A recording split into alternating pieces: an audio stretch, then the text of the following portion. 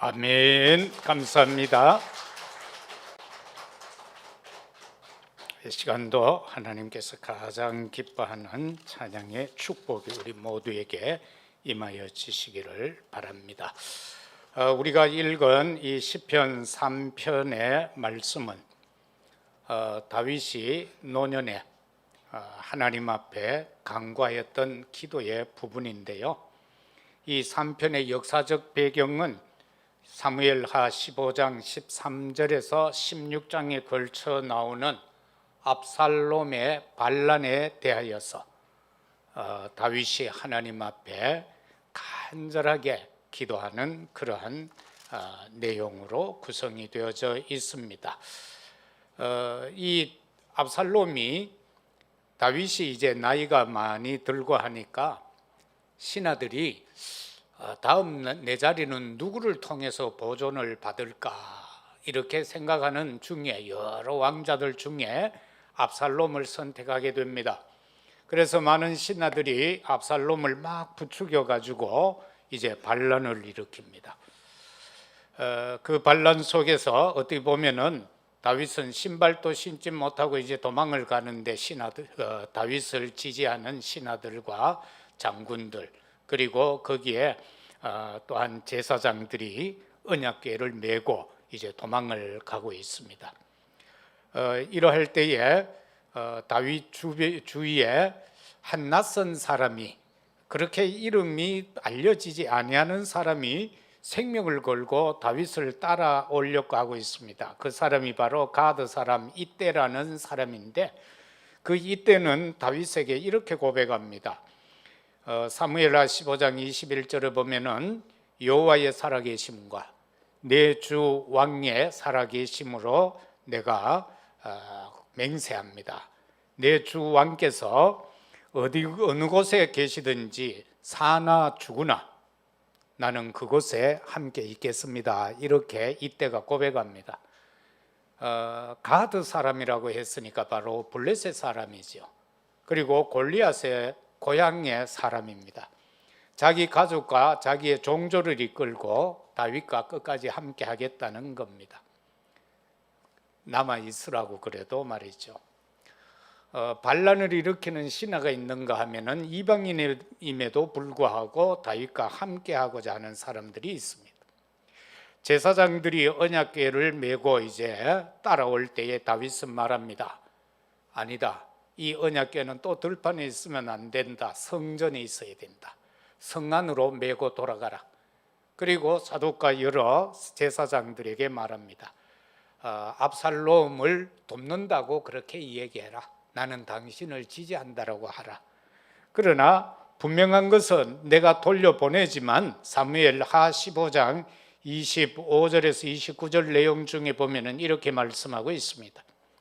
만일 내가 여호와 앞에 은혜를 입으면 도로 나로 인하여 그리로 돌아가서 그 궤와 그 계신 것을 다시금 보게 할 것이다. 그 확신 속에서 제사장들에게 언약궤를 다시금 성으로 드리라 그렇게 말합니다. 그렇게 해서 무리를 이끌고 이제 한참 가고 있는데 시므이라는 한 사람이 길가에 나와서 막 흙을 날리고 그리고 여러 가지 돌멩이를 던지며 입에 담지 못할 욕을 막 하고 있습니다. 내 그럴 줄 알았다.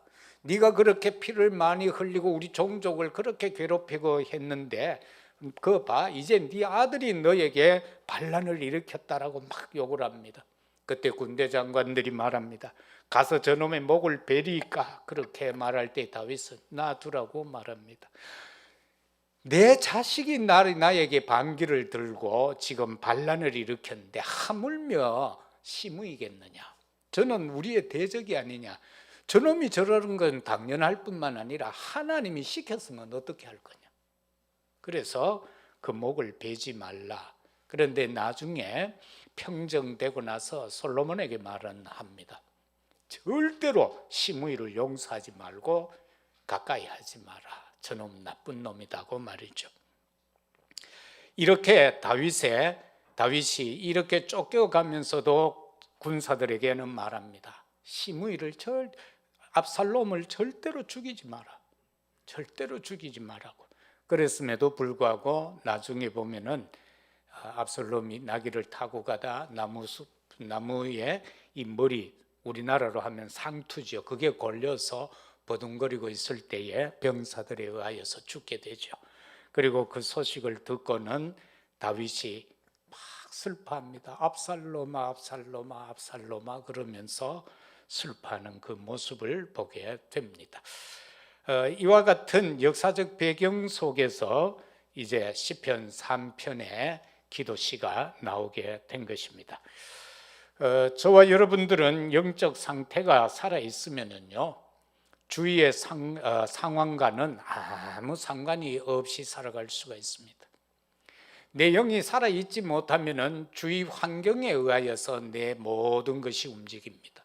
내 생각도 거기에 휩싸이게 되고요, 내 삶이 그 속으로 빠져들어갑니다. 그러나 나의 영적 상태가 살아있다면 우리는 그것을 극복할 수가 있습니다. 문제와 갈등, 위기는 언제 어디든지 있습니다. 문제 없는 그 시대가 없었고 문제 없는 장소가 없습니다. 다 있습니다. 갈등도요, 계속해서 역사 속에서 이어져 왔습니다. 아담하와가 갈등한 것부터 시작해서 오늘 우리에게까지, 아니 우리가 보지 못할 저 후대들도 이 갈등 속에 살게 될 겁니다. 그리고 항상 위기 속에 있게 될 것입니다. 왜 그렇습니까? 하나님의 말씀이요, 여러분 한번 읽어보세요. 그리고 말씀의 역사를 한번 보세요. 믿음의 선조들에게 하나님이 말씀한 내용들을 보세요. 안 맞습니다. 하나님은 안 맞는 소리를 계속하고 있어요. 아브라함을 보고요, 다 늙었는데 네 아들이 앞으로 저 자손이 저 하늘의 별처럼 땅의 바닷가의 모래처럼 많아질 것이라고 말하고요, 네 시로 이 백성들 온 천하 만민이 복을 받을 것이라고 합니다. 이미 부인은 경수가 끊어졌는데 아이를 놓을 수 없는 상태가 되었는데 하나님은 그렇게 말합니다. 그런데 아브라함은 그것을 믿게 되죠. 이스라엘 백성들이 출애굽을 할 때 한번 보세요. 광야에 나왔는데 지금 어떻게 먹고 살까? 이것부터가 가장 큰 문제인데 성막을 만들라는 겁니다. 그런데 그들이 그 하나님의 여호와의 말씀을 순종하고 시작할 때에 많은 성막을 짓던 기술자들이, 책임자들이 모세에게 와서 더 이상 헌금하지 말게 하라고 광고해 달라고 부탁할 만큼 부족함이 없이 모여지게 된 것을 보게 됩니다. 하나님의 말씀은 우리가 볼 때 그 전혀 안 맞는 것이 대다수입니다. 우리에게 말씀하고 있는 게 잘 안 맞습니다. 그럼에도 그것을 믿는 자를 통하여서 하나님은 역사하십니다. 다시 말해서 믿을 때에 의로 여긴다, 그 말씀인 것입니다. 로마서 4장 3절에 보면은 아브라함이 하나님을 믿을 때 그것이 그에게 의로 여기진 바 되었느니라, 이렇게 성경은 밝히고 있습니다. 아브라함이 하나님을 믿을 때라고 했습니다. 저와 여러분도 오늘 하나님의 말씀을 믿을 때 하나님은 우리로 하여금 의로 여기신다라는 사실인 것입니다. 그러면은 본론으로 들어가서 다윗의 고난을 극복한 그 기도에 대해서 몇 가지를 살펴보겠습니다. 첫째는 고난 가운데 두렵지 않은 이유가 있었습니다. 이와 같은 고난을 당하는데도 다윗은 여유가 있는 모습을 보게 되죠. 두렵지 않은 이유, 그것은 바로 하나님의 절대 주권이었기 때문에 그렇습니다. 우리에게 주어진 언약, 내 입장이 아닌 바로 하나님의 뜻을 찾는 것입니다. 하나님의 뜻을 붙잡는 것입니다. 그리고 우리는 예배와 기도를 통해서 하나님의 임재 속에서 흑암이 무너진다는 언약적 사실을 붙잡기를 주의 이름으로 축복합니다. 왜 두렵지 않았습니까? 바로 하나님께서 나의 방패가 되시고 나의 영광이 되시고 나의 머리를 드시는 자이심을 그는 믿었기 때문에 두렵지 않았다라는 사실인 것입니다. 우리는 우리의 역사 속에서 보더라도 하나님은 좋은 것을 우리에게 주시기를 원하고 계십니다. 떡을 달라고 할 때 떡을 주지 돌을 주지 않는다는 겁니다. 생선을 달라고 할 때 생선을 주지 뱀을 주지 않는다라는 것입니다. 그리고 오늘 본문을 통해서 몇 가지를 살펴보면은 3, 4절을 통하여서 우리는 여호와께서 그와 함께 하신다는 사실 때문에 그는 두렵지 않았다라는 사실입니다. 4절에서 보면은 부르짖었다라고 하고 있습니다. 부르짖었다라는 뜻은 무엇입니까? 간절히 기도한 사실인 것입니다. 그 속에서 응답을 받기 때문에 다윗은 지금 두려워하지 않았다라는 것입니다. 3절을 보면은 여호와여 주는 나의 방패시오 나의 영광이시오 나의 머리를 드시는 자이십니다. 내가 나의 목소리로 여호와께 부르짖으니 그의 성산에서 응답하시는도다. 하나님의 보좌에서 응답하신다. 그렇게 다윗은 믿고 있는 것입니다. 사무엘상 17장 31절에 36절에서도 보면은 우리가 다윗이 사자와 곰에게서 양떼를 지켰다라고 왕 앞에 고백하는 내용을 볼 수 있습니다. 그는 골리앗 앞에 서서도 여호와께서 함께 하심을 말하고 있습니다. 하나님의 군대를 모욕하는 할례받지 않은 블레셋 사람이리까 왕이 너는 안 돼. 너는 소년이지만은 저 골리앗은 어려서부터 장사였다는 겁니다. 어찌 너가 그와 비교할 수 있느냐? 안 된다라는 것입니다. 그럴 때에 그의 믿음이 뭡니까? 하나님의 군대를 모욕하는 할례받지 않은 자라고 했습니다. 구원받지 않은 자, 하나님의 백성 아닌 그를 저 이방인 블레셋 사람이지 않습니까? 하나님은 나를 사자와 곰에게서부터 그 양떼를 지키게 하였습니다. 이 말이 뭐죠? 나는 이스라엘 백성을 지켜야 할 사명이 있다는 겁니다. 사무엘상 16장 13절에서 사무엘이 그에게 기름 부었을 때에 성령이 그에게 강하게 역사되어졌지요. 그가 수금으로 찬양할 때에 사울왕에게 있던 악신이 떠나가는 역사를 이미 그는 체험했던 사건입니다. 그런가 하면은 여호와께서 붙드시기 때문에 그는 두렵지 않다라고 고백하고 있습니다. 5, 6절에 보면은 내가 누워 자고 깨었으니 여호와께서 나를 붙드심이로다. 천만인이 나를 애워싸 진친다 하여도 나는 두려워하지 아니하리다라고 말입니다. 저와 여러분 오늘 이 시간도 이 아침에 하나님 앞에 나와 예배드리고 있는 것은 지나간 밤에 내가 누워 자고 있을 때에 하나님께서 나와 함께 하시고 나를 붙드시고 나를 도우시사 나로 하여금 깨어나게 하셨다라는 은혜를 잊지 마시기를 바랍니다. 하나님이 지나간 밤도 우리를 지켜주셨습니다. 지나간 밤도 우리를 보호해 주셨다라는 사실인 것입니다. 나를 붙드셨다라고 말입니다. 여호와께서 이 시간도 우리를 붙잡고 계십니다. 참으로 여호와께서는 사무엘상 17장 37절에서 다윗을 통하여 말합니다. 사자와 곰에게서도 나를 건졌는데 블레셋 사람의 손에서도 건질 것입니다. 이런 확신을 갖고 있습니다. 우리는 구원받은 하나님의 자녀입니다. 세상은 악합니다. 우리가 볼 때 두려운 대상입니다. 그러나 그 세상 가운데에서 하나님께서는 우리를 건지실 것이 분명합니다. 블레셋 사람의 손에서 다윗을 건지심과 같이 오늘 이 시대 이 세상의 악한 모든 세력 가운데서 하나님은 우리를 건지실 것입니다. 그런가 하면은 구원은 여호와께 있음을 다윗은 하나님 절대 주권 속에서 믿었기 때문에 그는 두렵지 않았습니다. 7절과 8절을 보면은 여호와여 일어나소서 나의 하나님이여 나를 구원하소서 주께서 나의 모든 원수의 뺨을 치시며 악인의 이를 꺾으셨나이다. 구원은 여호와께 있사오니 주의 복을 주의 백성에게 내리소서.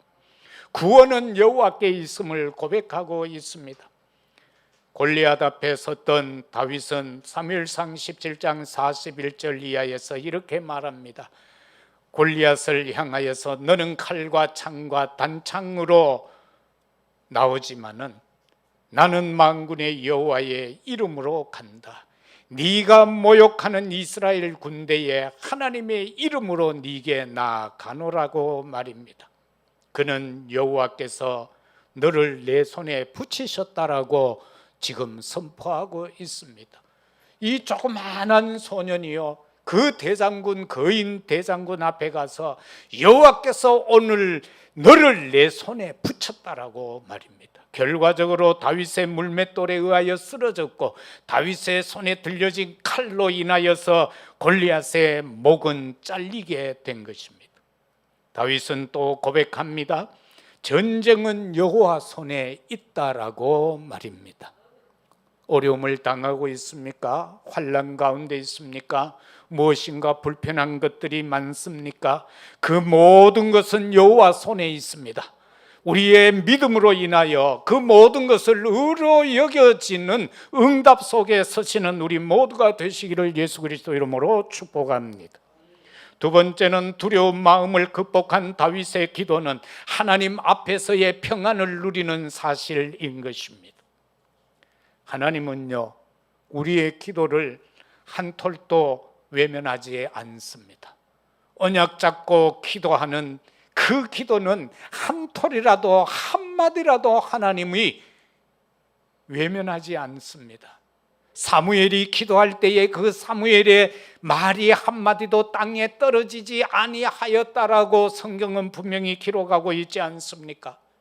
내가 오늘 이 시간 기도하는 기도는 한마디도 땅에 떨어지지 아니하고 내 삶 속에서 그대로 응답된다는 사실을 믿으셔야만 합니다. 믿을 때에 의로 여겨지는 역사가 일어나지게 될 것입니다. 자녀를 위한 기도 하나님은 틀림없이 들으십니다. 걱정하지 마시기를 바랍니다.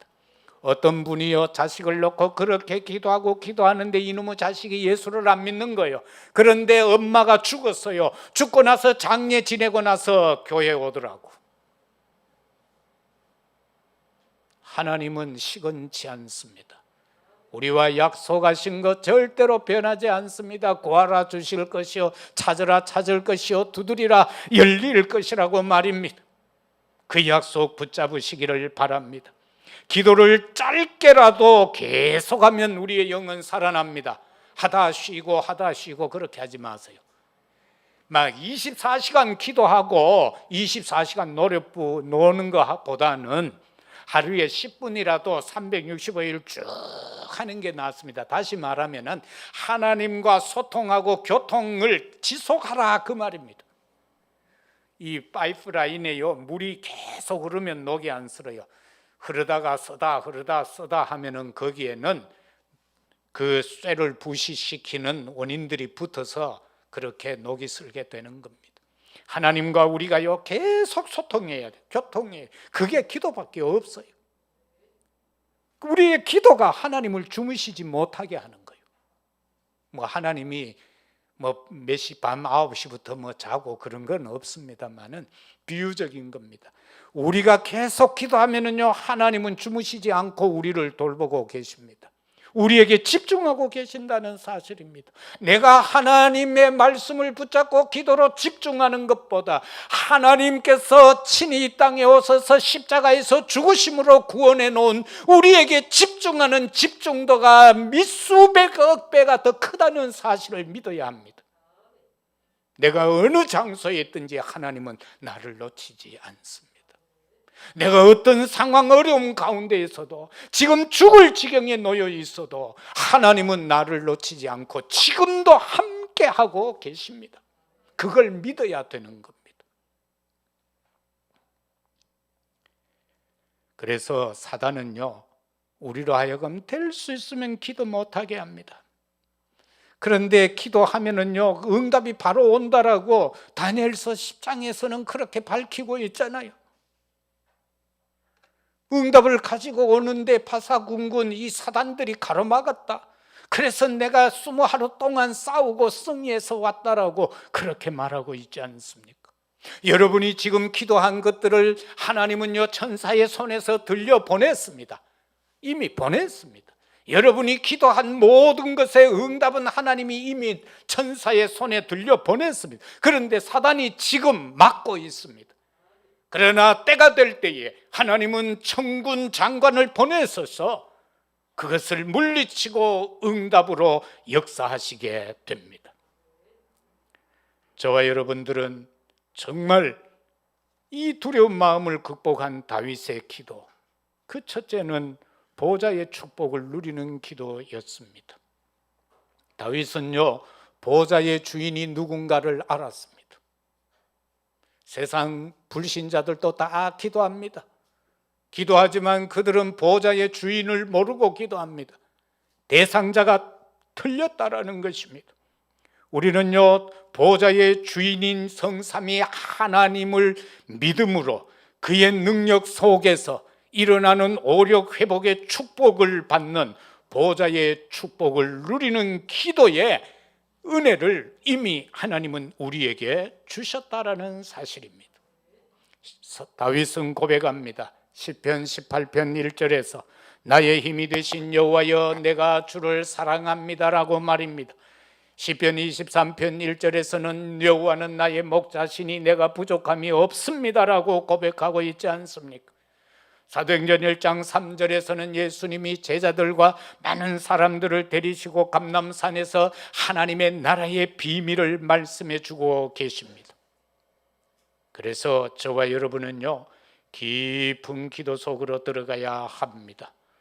보좌의 주인 되시는 성삼위 하나님의 언약을 붙잡고 기도 속으로 깊이 들어가십시오. 그러면은 승리자가 될 것입니다.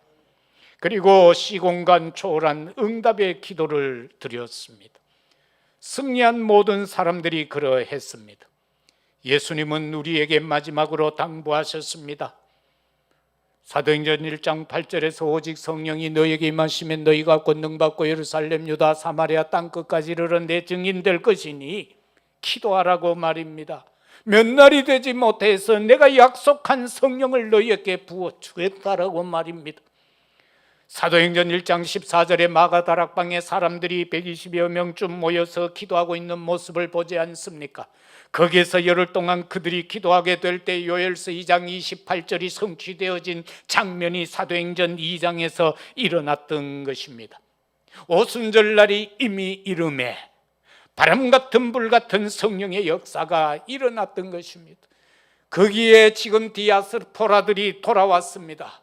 15나라에서 사람들이 와서 예루살렘으로 가지 않고 이 마가다락방으로 왔어.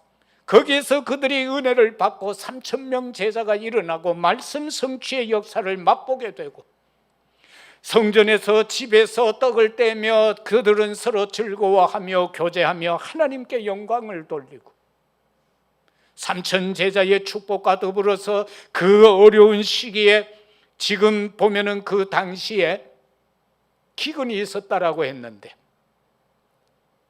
이 백성들에게는 연약함이 없어 풍족한 경제 회복의 역사까지 주어지게 된 것을 우리는 보게 됩니다.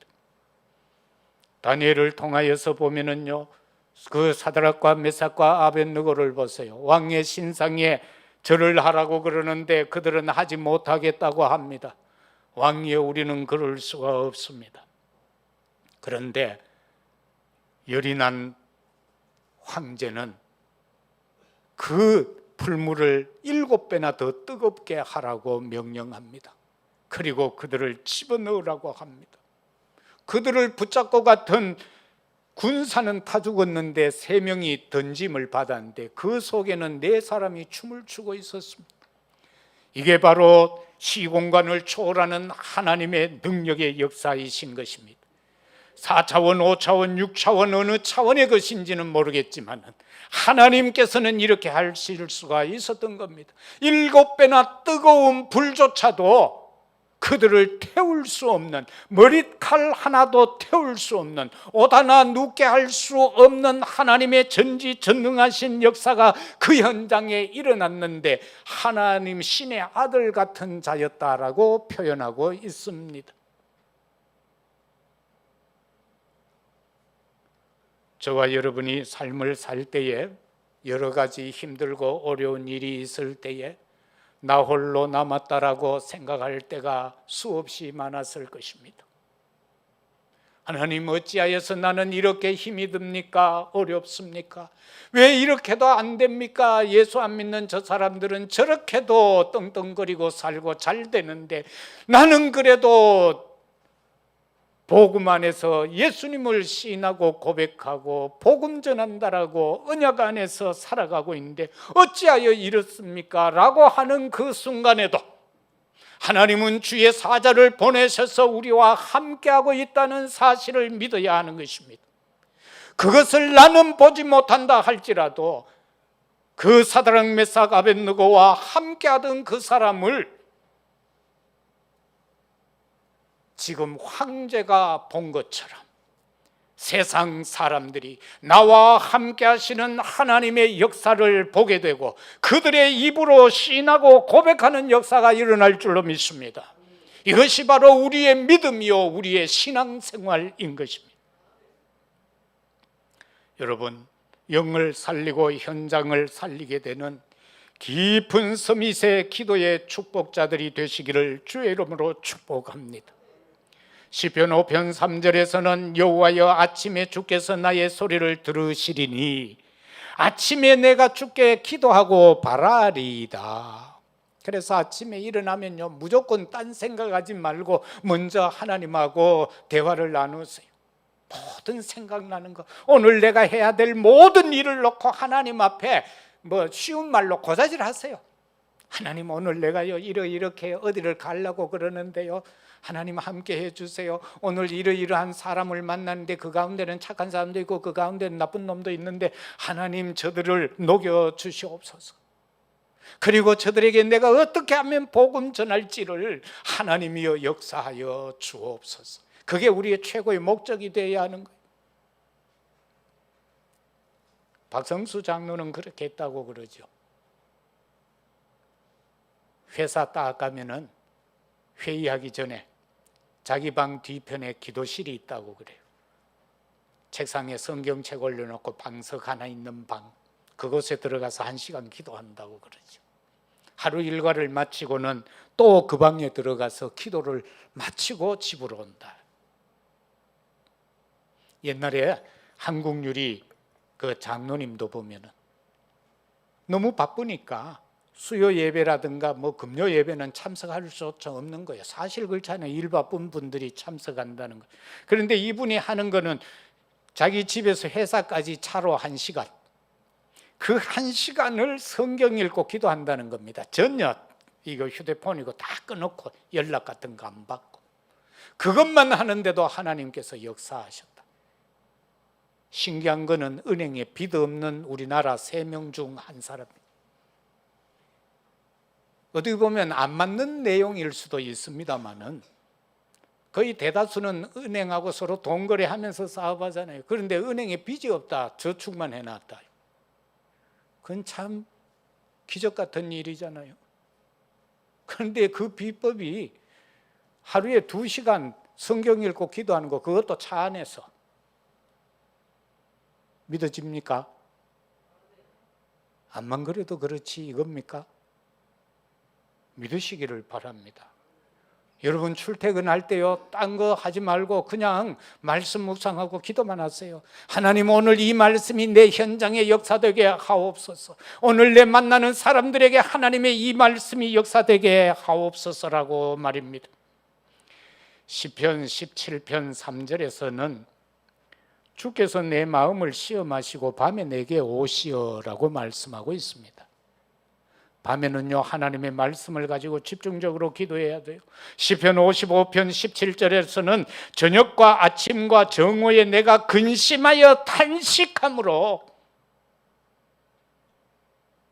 하나님 앞에 구할 때에 하나님이 내 소리를 들으십니다. 그렇게 다윗은 고백하고 있습니다. 저녁과 아침과 정오에 내가 근심하여 탄식한다. 시편 55편 17절.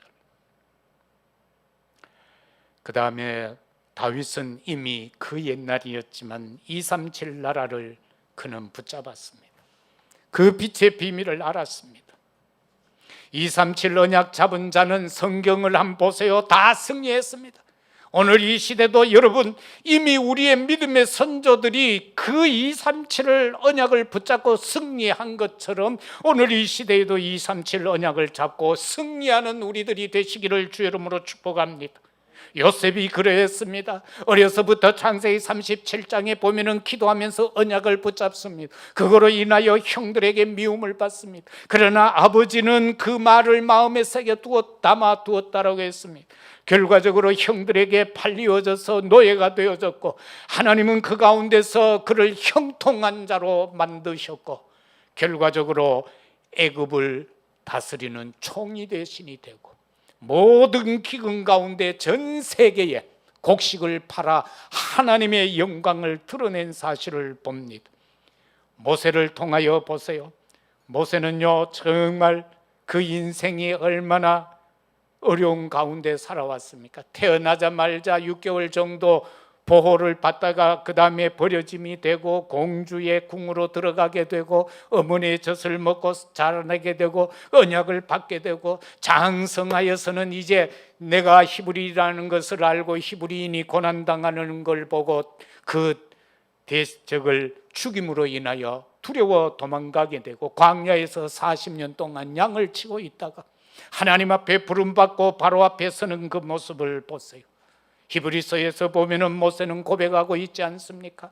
내가 왕궁에서 사는 것보다 하나님 그리스도를 바라보는 것이 더 즐겁다라고 말입니다. 그리스도로 인하여. 다니엘과 그 세 친구들 보세요. 뜻을 정했습니다. 그들은 하나님의 영광을 만 천국에 드러내게 된 것입니다.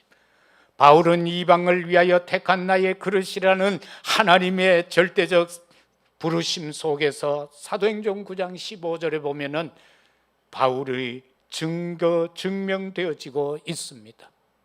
아나니아 선지자가 아니 그 사람은 우리를 핍박하는 자 아닙니까? 어찌 그를 치료하라고 말씀합니까? 라고 할 때에 주께서 말씀하시기를 그는 이방과 이방왕을 위하여 택한 나의 그릇이다 라고 말입니다.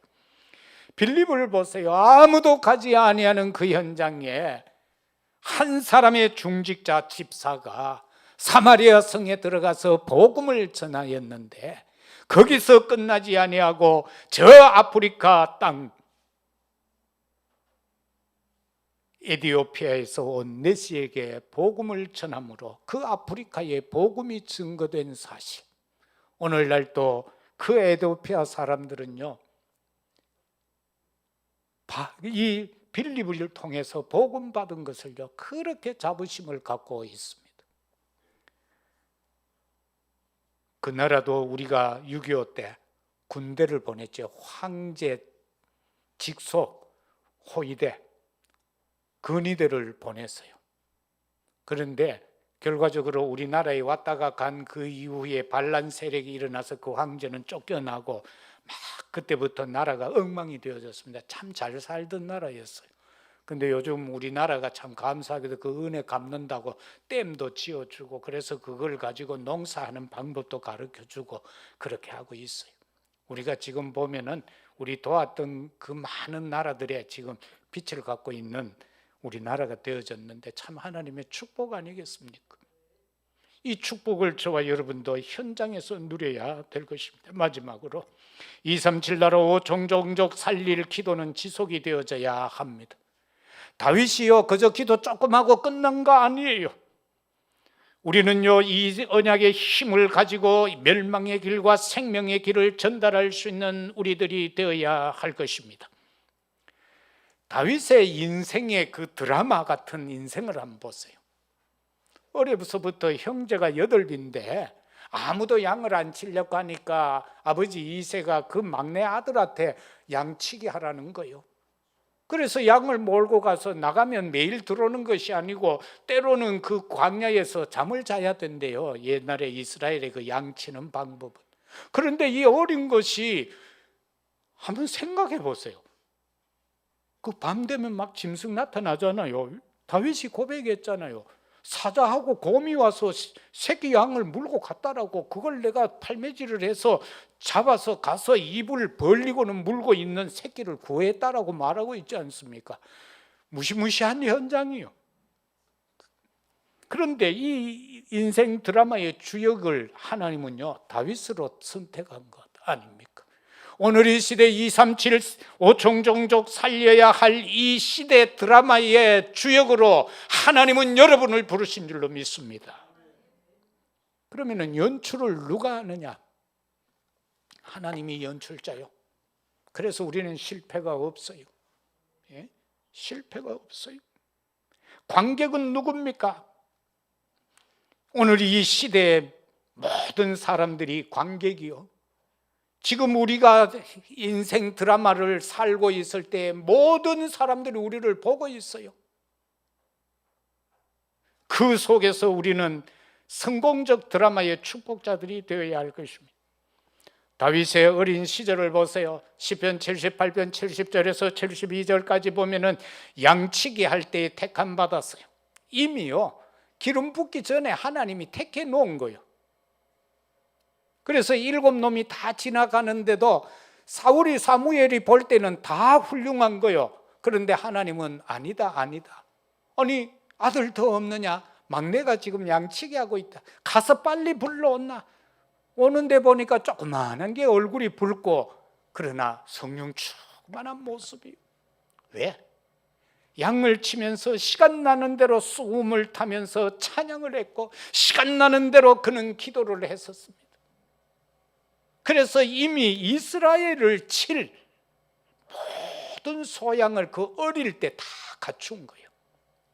뭐 제국대학을 나와서 그것을 갖춘 것이 아니라 이미 어릴 때에 하나님은 그로 하여금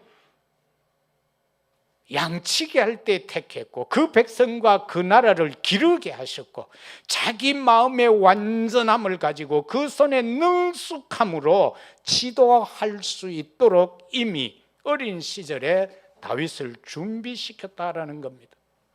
그 다음에 청소년 시기에 사무엘상 17장 1절에 47절 아닙니까?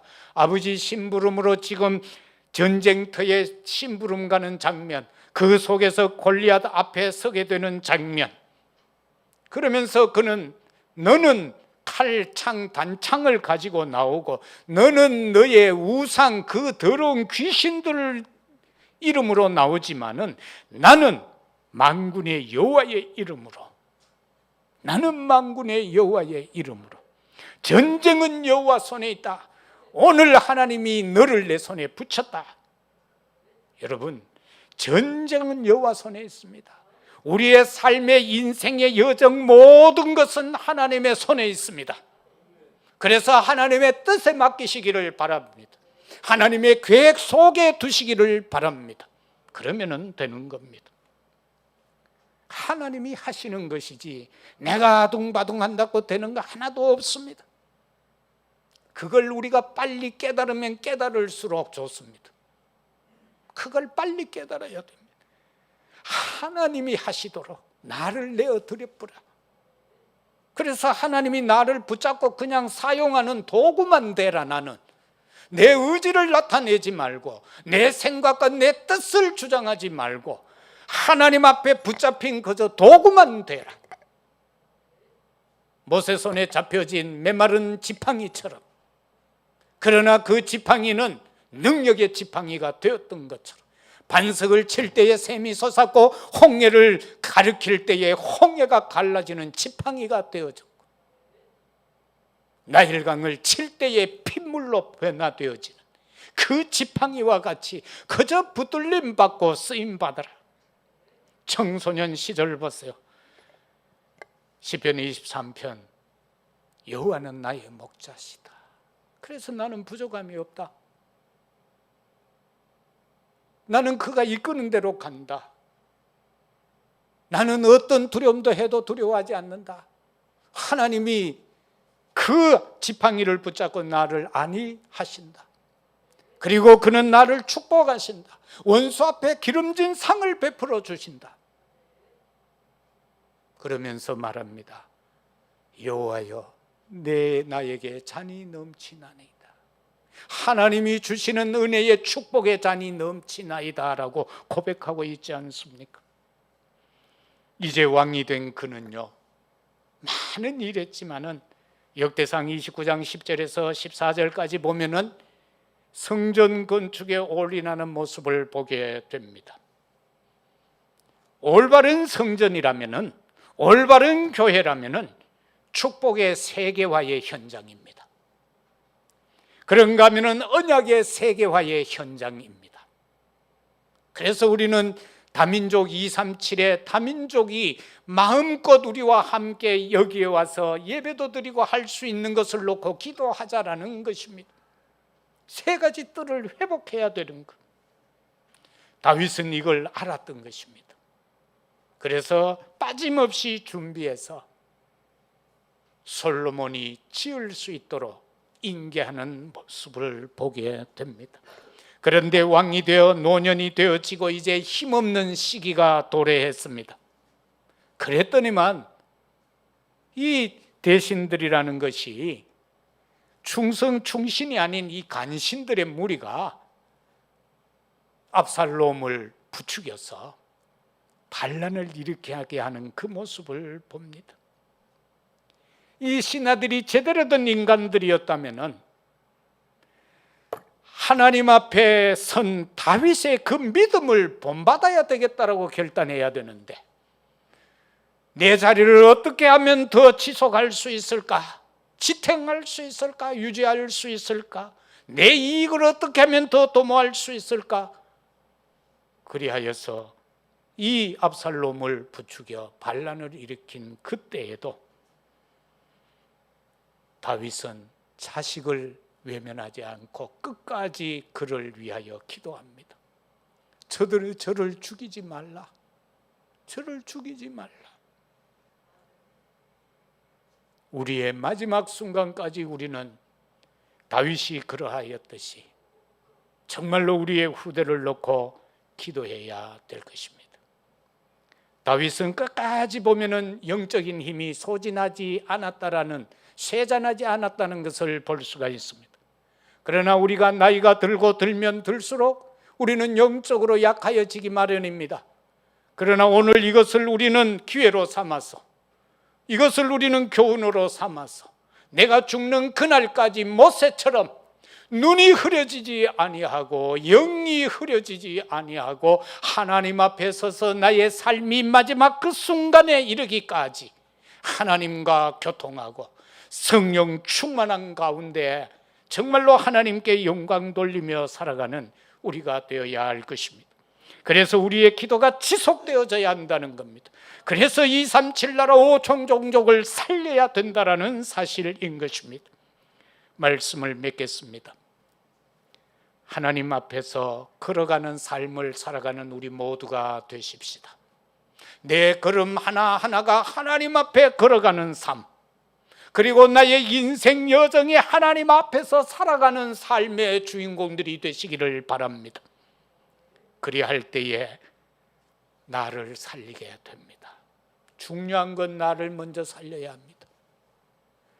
그래야 교회를 살릴 수 있습니다. 내가 살아야 현장과 후대를 살릴 수가 있다라는 것입니다. 교회를 살리는 것은 성도의 삶의 결론이요 목적이어야만 합니다. 그런데 이 일은 하나님께서 여러분이 아니면은 안 되게 하셨다라는 것입니다. 이 일을 감당하는 여러분이 되시고, 다윗의 생애를 통하여서 고난을 극복한 기도처럼 우리도 우리의 인생의 모든 것을 극복하는 기도의 축복을 누리는 우리 대구 선교교회 성도들이 되시기를 예수 그리스도 이름으로 축복합니다. 아버지 하나님, 참으로 감사합니다. 다윗은 어려서부터 죽는 그날 그 시간까지 기도를 쉬지 않았습니다. 그 기도로 인하여 하나님은 그가 양칠 어린 시절부터 택했습니다. 그로 통하여서 국가의 위기를 막았습니다. 그리고는 확실한 믿음의 사람이 되어졌고, 이스라엘 백성들의 중심이 될 성전 건축에 올인했습니다. 노년에는 마지막까지 나라와 그리고 자녀를 위한 기도 속에 살았습니다. 아버지여, 우리도 이 기도의 사람이 되게 하옵소서. 하나님 앞에서 걸어가는 삶이 되게 하옵소서. 하나님 앞에서 살아가는 우리의 삶이 되게 하옵소서. 나를 살리고 교회를 살리고 현장과 후대를 살리는 우리 모두가 되도록 하나님이여 임마누엘로 함께 하시고 역사하옵소서. 우리 구주 예수 그리스도 이름으로 기도드리옵나이다. 아멘.